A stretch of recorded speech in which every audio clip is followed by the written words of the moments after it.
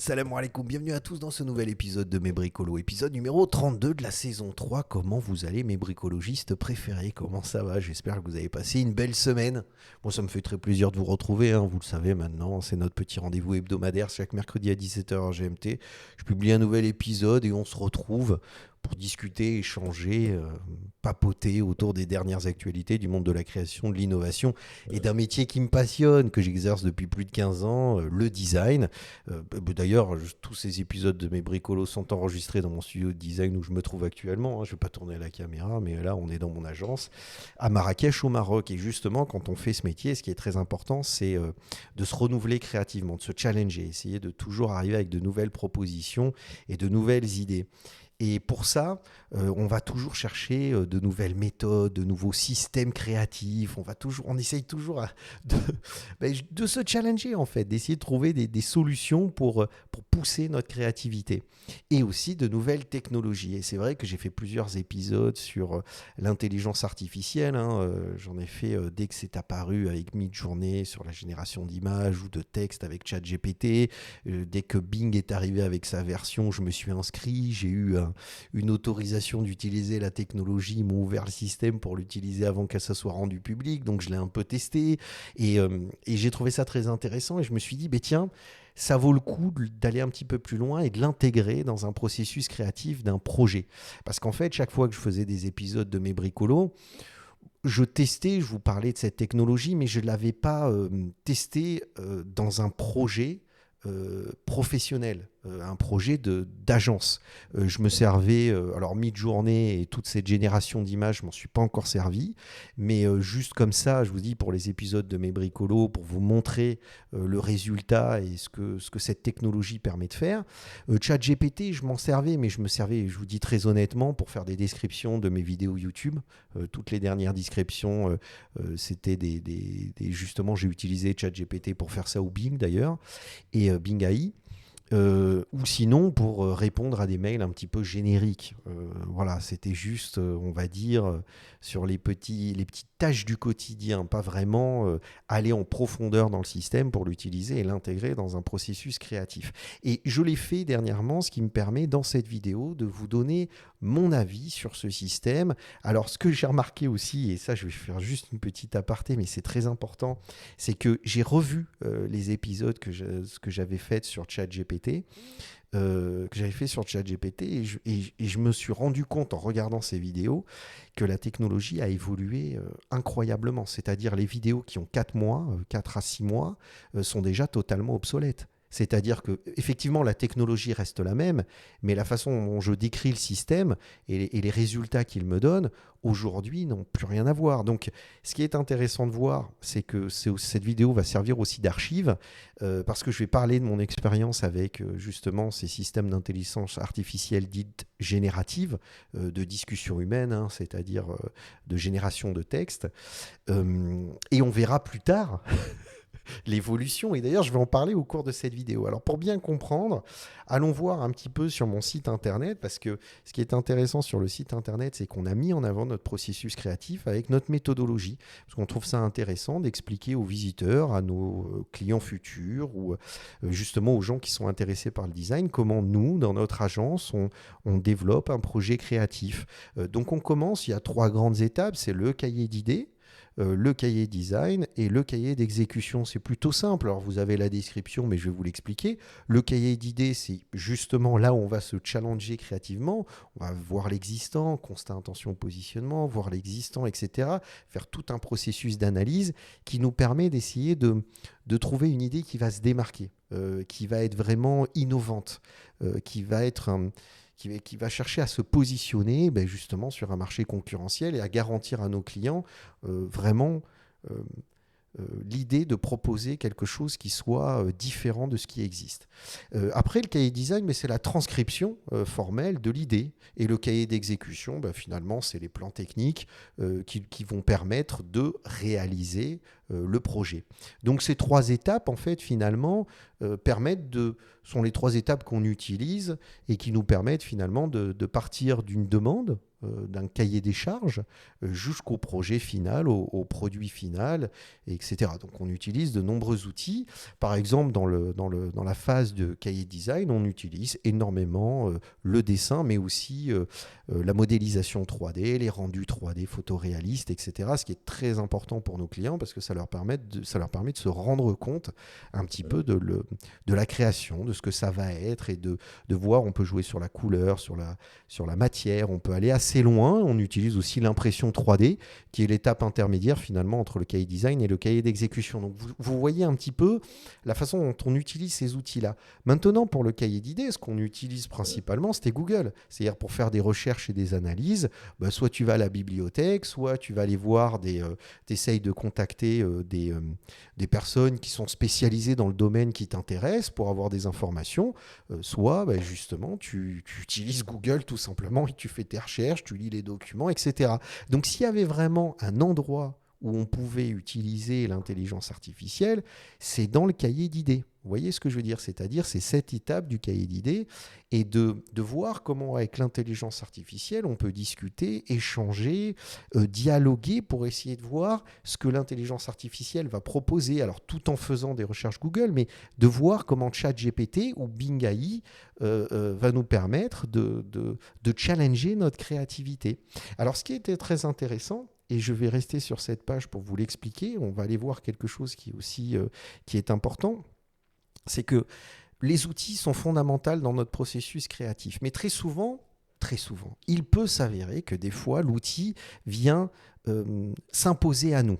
Vous voyez ce que je veux dire? Alors ça, c'est important ce que je vais vous expliquer. Par exemple, quand j'étais étudiant en design à l'ENSI Les Ateliers, c'était les débuts de la modélisation 3D. Et ça a été un conflit, une guerre à l'intérieur de l'ENSI entre les étudiants qui voulaient apprendre cette nouvelle technologie en disant c'est incroyable, on va pouvoir modéliser en 3D ce qu'on a dans la tête, et les gens de la pédagogie, les professeurs, et notamment les profs de ref, de dessin, de design, qui nous disaient mais non, il faut passer par le geste, il faut passer par la main, parce que justement ça va vous permettre de libérer votre créativité, et la modélisation 3D peut venir vous enfermer dans un système et vous empêcher de développer votre créativité.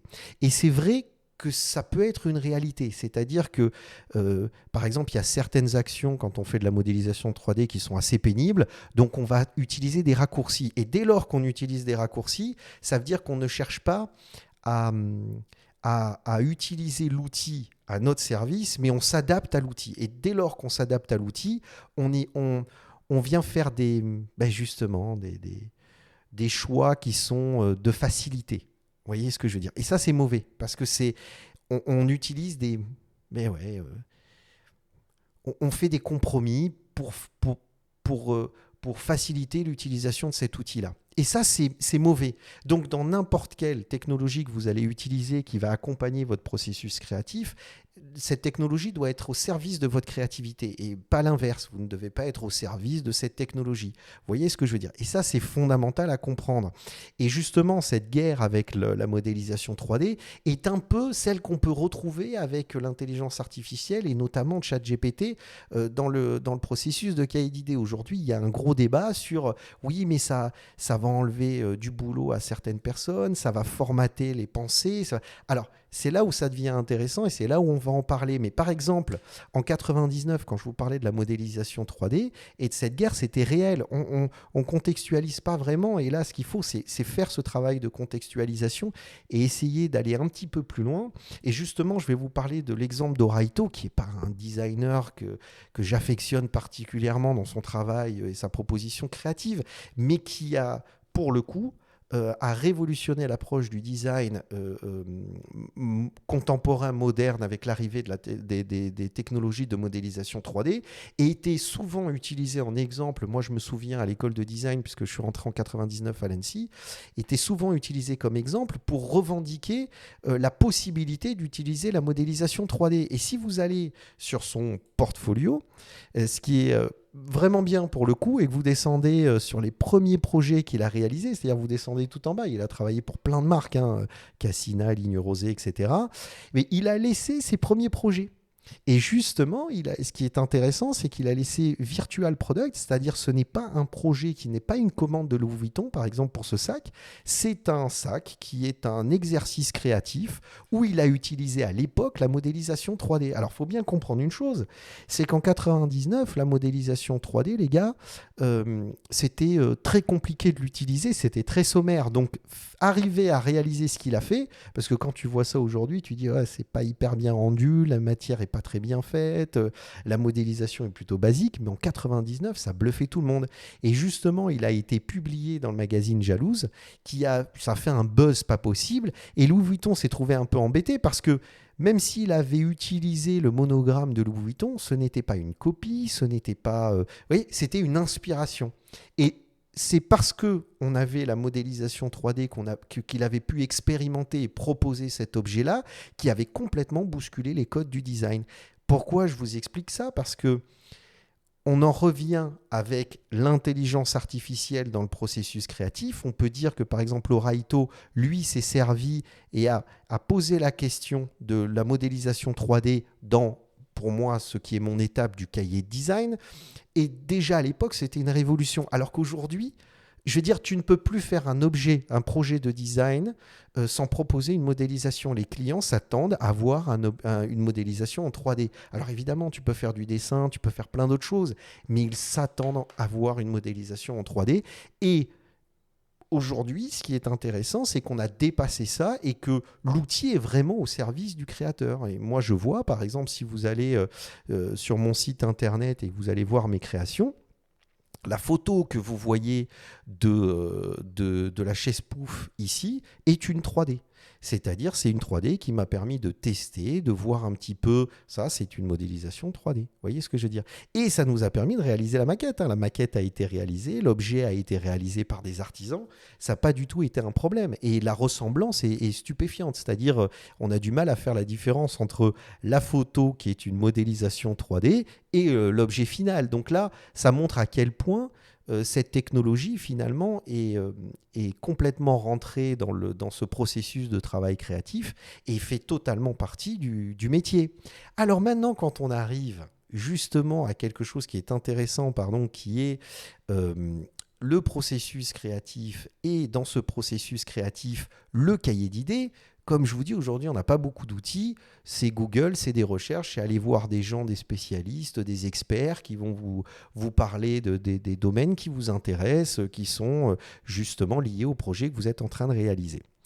Chose que je continue à faire. Mais comme j'avais un projet que je suis en train de réaliser, un projet très intéressant, où justement je dois travailler un cahier d'idées, j'ai utilisé ChatGPT 4. Et j'ai utilisé Bing. Alors, c'est là où je vais parler de mon exercice. Alors, ce qui s'est passé, là, c'est une question un peu basique et bateau que j'avais posée à ChatGPT pour vous montrer un petit peu les réponses. C'est parce qu'en fait, aujourd'hui, si vous allez sur ChatGPT, vous avez la possibilité de prendre un abonnement. Ce que j'ai fait. Ce que j'ai fait pour tester, je l'avais fait avec Jasper et je l'ai fait ici pour tester. Et quand vous avez pris l'abonnement, ça vous permet de tester ChatGPT 3.5 ou ChatGPT 4. Et ce qui est intéressant, c'est qu'ils ont mis un petit diagramme sommaire qui est vraiment, mais alors, très, très, très basique. Parce qu'ils disent, j'aime bien la façon dont ils notent, le raisonnement est moyen. Par contre, la rapidité de ChatGPT 3.5 est incroyable. Mais sa conscience est basique. Alors, qu'est-ce qu'on appelle conscience dans une intelligence artificielle? C'est intéressant. Alors que le chat GPT-4, elle raisonne beaucoup mieux et elle est moins rapide, mais par contre, elle a plus de conscience. Non, consistance, pardon. Consistness. Que je fasse pas d'erreur sur la traduction. Et justement, on va en discuter. Attendez que... consistness. Vous voyez, je le fais. Conscience, non, c'est conscience. Donc j'avais raison. J'avais raison. C'est pas la consistance, c'est la conscience. Et c'est la façon dont il. Vous voyez, je le fais en direct. C'est-à-dire, c'est ça qui est intéressant, c'est de voir un petit peu ce travail que je fais avec vous en direct pour comprendre ça. Mais ce qui est intéressant quand tu vois ça, c'est que ChatGPT 4 est vraiment un bond en avant stratosphérique. Et c'est vrai que c'est stratosphérique. C'est-à-dire, c'est vrai que quand on regarde ce que permet de faire ChatGPT 4, c'est vraiment faramineux. Moi, j'ai vu dans justement des discussions que j'ai pu avoir, des échanges que j'ai pu avoir avec ChatGPT 3.5. Il faut rappeler que cette technologie est ouverte au public depuis à peine 6 mois. Le bond en avant entre 3.5 et 4 est juste ahurissant, mais vraiment ahurissant. Donc maintenant, je vais vous parler de mon expérience parce que j'ai aussi testé Bing, qui est la version... Alors, c'est aussi OpenAI parce que Microsoft a acheté 51%, je crois, des parts d'OpenAI, donc de ChatGPT. Donc, c'est une version de ChatGPT que vous utilisez chez Microsoft Bing, qui est le moteur de recherche. Alors, ce qui est intéressant chez Bing, c'est que lui associe ça à des sources, c'est-à-dire il vous donne une réponse, mais dans les réponses qu'il vous donne, il vous apporte des sources, c'est-à-dire des liens vers des sites internet qui vous permettent de consulter les différentes informations et où il a récupéré ces informations pour construire sa réponse. Il peut amener des photos, il peut apporter, enfin, c'est du contenu enrichi, si vous voulez, comparativement à ChatGPT 4. En plus, vous avez 3 systèmes, qui est le créatif, l'équilibré et le précis. J'ai testé les 3, honnêtement, aller vers le créatif, parce que même s'il fait des erreurs, c'est celui qui propose, qui est plus complet, qui est plus vaste. Il se limite moins, il expérimente des réponses. Donc, c'est intéressant d'utiliser la version créative parce que elle est plus pas complète, mais plus intéressante. Vous voyez ce que je veux dire? Mais même si, et c'est vrai que c'est intéressant, c'est pour ça que j'utilisais les deux quand je faisais ce processus, quand je le travaille dans mon cahier d'idées là pour le projet que je suis en train de réaliser. Je ne vais pas vous dire le projet que je suis en train de faire parce que c'est un projet confidentiel pour le moment, je pourrais vous en parler plus tard, mais en tout cas, c'est de voir comment, en tout cas, ce qui est intéressant, c'est de voir comment j'ai travaillé avec cette intelligence artificielle. Et donc, même si Bing permet de sourcer, c'est vrai que pour le coup, ChatGPT 4 est beaucoup plus intéressant. Et regardez la même question, regardez la réponse qu'il vous apporte. Alors, il ne met pas de lien disponible pour aller sourcer, mais vous avez Google à côté, vous allez voir les informations, etc. Alors, c'est là où on en arrive à mon expérience et à ce que j'ai vécu. Ça fait un mois, un peu moins d'un mois, 3 semaines, que je l'ai utilisé dans ce cadre du projet du cahier d'idées. Ben, c'est remarquable. C'est remarquable pour plusieurs raisons, parce que ce qui est intéressant, c'est qu'il va toujours essayer de vous apporter des réponses. J'ai essayé de même le challenger en lui disant, par exemple, si la créativité était un objet, qu'est-ce que ce serait? C'est-à-dire essayer de voir qu'est-ce qu'il peut me proposer si je brainstorm avec lui. Et c'était intéressant parce que même si je trouve que les réponses sont assez génériques, c'est-à-dire ce que je pourrais reprocher à l'heure actuelle, encore une fois, c'est une espèce d'état des lieux de l'intelligence artificielle à ce jour précis, parce que vu l'évolution, je vous dis, dans 6 mois, je regarde la vidéo, je me dirais, mais c'est incroyable, c'était basique comparativement à ce que ça se fait aujourd'hui. Donc, il faut bien le mettre en contexte avec cette réflexion aujourd'hui. Mais ce que je trouve, c'est que c'est assez formaté, c'est-à-dire les réponses qu'il vous donne ou le dialogue que vous avez avec lui, vous pouvez deviner quasiment la façon dont il va formuler sa réponse. Alors, autant le contenu peut un petit peu varier, mais la formulation est souvent la même. C'est ce que je reprocherais, et ce qui fait qu'on se rend compte assez vite, c'est-à-dire quand on a passé un peu de temps à utiliser l'intelligence artificielle, si vous tombez sur un texte que vous lisez, vous dites « Ah, tiens, ce texte aurait pu être fait par l'intelligence artificielle parce que la forme est souvent identique. » Un peu comme une image aujourd'hui qu'on arrive à reconnaître, qui est une image d'intelligence artificielle, alors de moins en moins, je vous l'accorde, et je pense que pour le texte, ce sera pareil, mais c'est-à-dire on arrive à deviner la façon dont il va formater sa réponse. Par contre, le contenu, c'est là où c'est intéressant, c'est que Mais j'ai remarqué même qu'il s'est trompé des fois sur certaines choses, des questions que je lui demandais, donc je connaissais les réponses parce que je les ai beaucoup étudiées. Je me suis rendu compte que c'était imprécis, que c'était pas vraiment clair, que ça tâtonnait. Mais par contre, ce qui vous empêche pas moi c'est ce que je faisais à chaque fois, de vérifier. Mais par contre, il vous permet de découvrir des pistes auxquelles vous n'auriez pas forcément pensé. Et c'est ça qui est très intéressant. Et c'est là où moi, je me suis concentré avec l'intelligence artificielle, c'est-à-dire, je l'ai utilisé comme un sparring partner, c'est-à-dire comme j'allais dire quelqu'un, mais une technologie qui va me permettre de tester des idées. C'est-à-dire de me laisser aller dans mon processus créatif, de me laisser aller dans ma réflexion et dans mon analyse, et de lui poser des questions assez rapidement. C'est-à-dire, je dis, ah mais tiens, mais si ça peut être ça, ça pourrait être ça. Ouais, mais alors si c'est ça, qu'est-ce que c'est? Boum. Et il me proposait une phrase. Et dans le texte qu'il me proposait, je notais des éléments. Je dis, ah mais tiens, c'est intéressant. Je faisais des correspondances. J'analysais, moi, les différents éléments qu'il m'apportait. Et je reformulais une question. C'est-à-dire que souvent, ça m'est arrivé plusieurs fois de faire des projets en groupe, on peut avoir ce type d'échange. C'est-à-dire quand vous êtes en groupe, vous êtes avec justement, moi je me rappelle quand j'étais étudiant, c'était des potes sur des projets, et en fait tu te laisses aller, tu brainstorm, c'est un peu ça, mais c'est-à-dire tu te laisses aller dans des réflexions créatives, et tu lances des mots, tu lances des idées, tu fais tes recherches en même temps, tiens je suis tombé ça, mais regarde, il y a telle donnée qui nous dit ça, il y a un mec qui a fait une étude qui parle de ça, mais alors on pourrait imaginer ça, et l'autre te répond en disant ouais mais regarde moi en même temps, ça m'a permis de réfléchir à ça, et finalement c'est un peu ce que j'ai retrouvé avec l'intelligence artificielle, c'est-à-dire cette capacité de l'intelligence artificielle de pouvoir répondre systématiquement à ce qui te passe par la tête et de t'apporter des réflexions.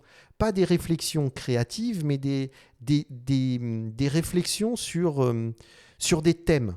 Euh, euh, et c'est bien ça qui est intéressant. C'est-à-dire, lui, comme il regarde tout ce qui se passe sur Internet, c'est comme ça que ça fonctionne, l'intelligence artificielle, c'est la capacité d'analyse de données, et puis après, il comprend un- un- un- comment dire, une méthode, et il adapte, il comprend ses différentes caractéristiques, et après, il vient générer en fonction de ces caractéristiques. Donc, il vient générer du texte. C'est pas imité. J'avais entendu une vidéo, le mec, il dit, je dirais pas que c'est du génératif, c'est imitatif. Non, pas du tout. C'est pas de l'imitation. C'est vraiment génératif. Il se plante complètement. Je trouve que le mot génératif est vraiment très bien adapté à cette technologie. Il génère. Il n'imite pas, il génère.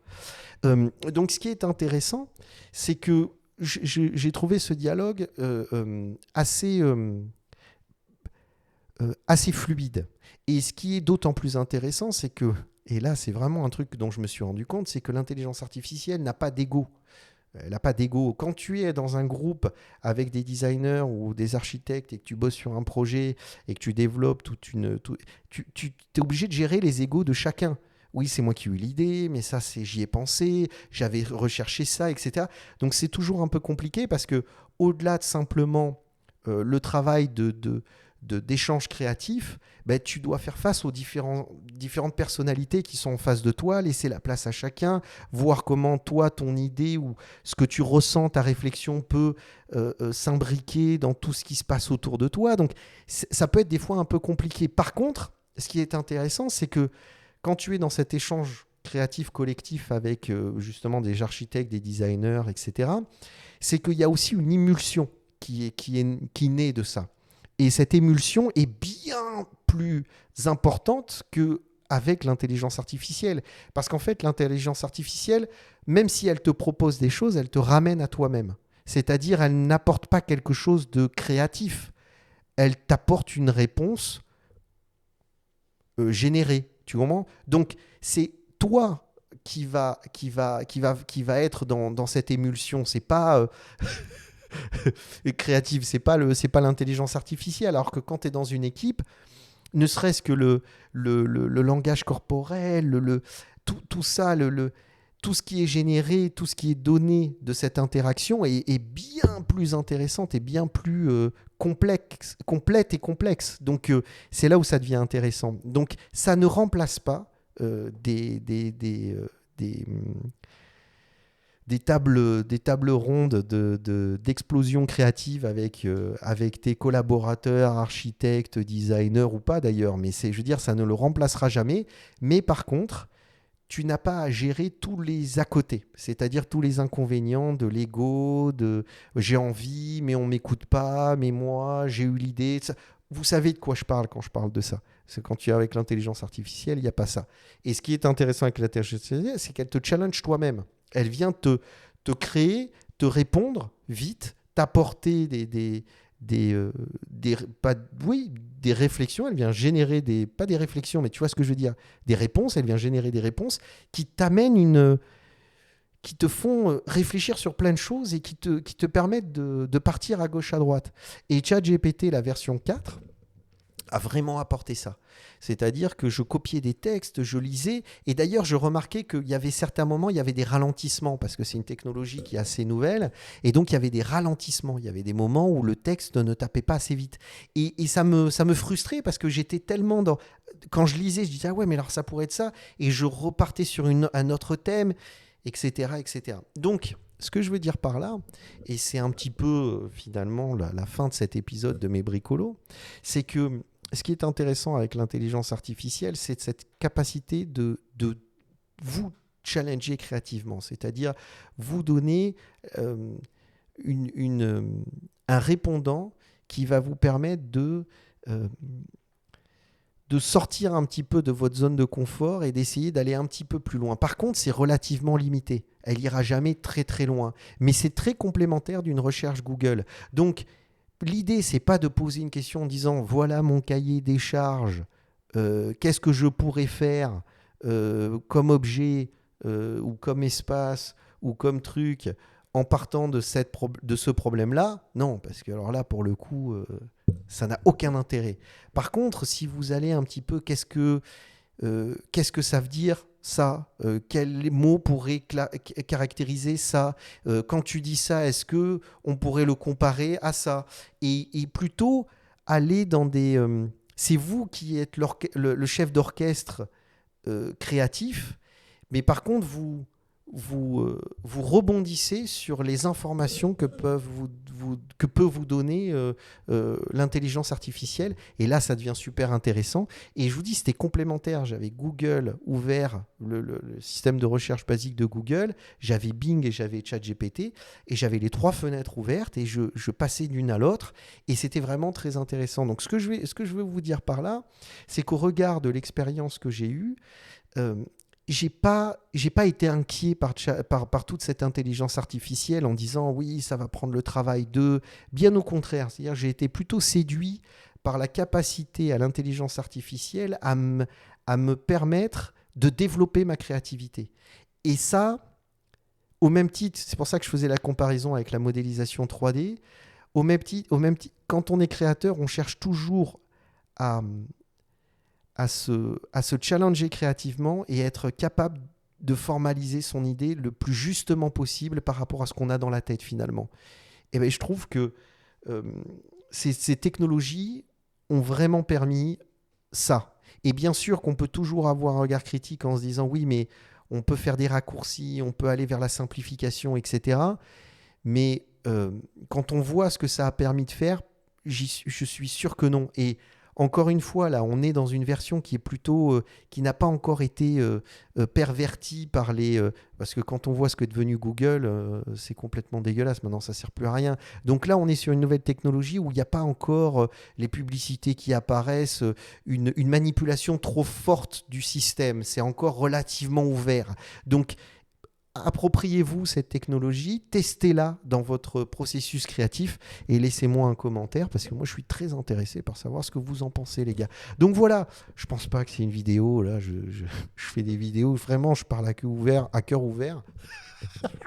Je parle à cœur ouvert, c'est-à-dire l'idée c'est vraiment de discuter avec vous et je suis hyper content si vous êtes allés jusque là les gars parce que c'est toujours un petit peu compliqué, je sais que c'est des vidéos qui sont un petit peu techniques de temps en temps, mais je trouve que c'est très intéressant et je vous dis c'est même pour moi plus tard de revenir sur cette vidéo, de la regarder et de me dire tiens quelle était ma réflexion à l'époque. Donc voilà, je vous laisse sur ces belles paroles. Et je vous laisse aussi avec 2 vidéos qui vont s'ouvrir à droite et à gauche. Justement, je vais mettre les autres vidéos où je parlais de ChatGPT. Et vous avez ma petite tête, abonnez-vous, montrez que vous soutenez le projet. Si vous trouvez ça intéressant, abonnez-vous parce que comme ça, vous serez notifié à chaque fois que je publie un nouvel épisode de Mes Bricolos. Et on se retrouve la semaine prochaine pour un nouvel épisode. Allez, pslema à tous, bye.